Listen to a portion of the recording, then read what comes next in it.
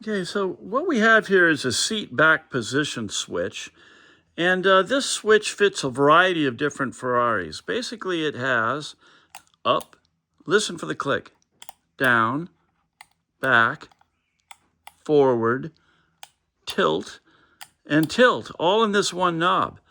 In this knob, it's the seat back, the seat rest, and it only has two functions on this switch, that is, forward and back. Now, this came to us with this knob broken off. Now, it was kind of interesting that because we didn't know originally this has only one function, forward and back. In fact, this knob was broken off completely.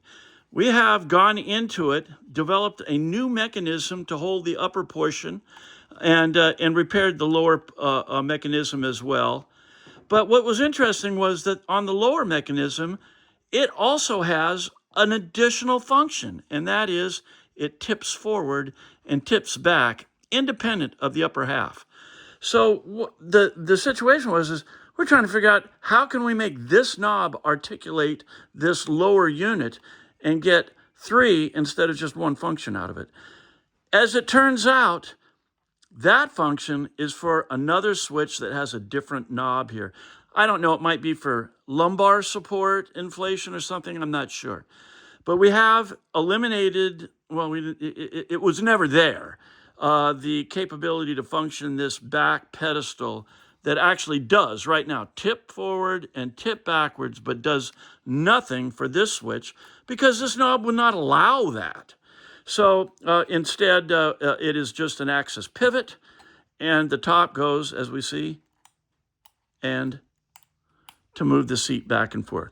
So this thing is all repaired. In order to do that without taking apart the two halves, which would have been a major amount of work because these are basically microwave welded together.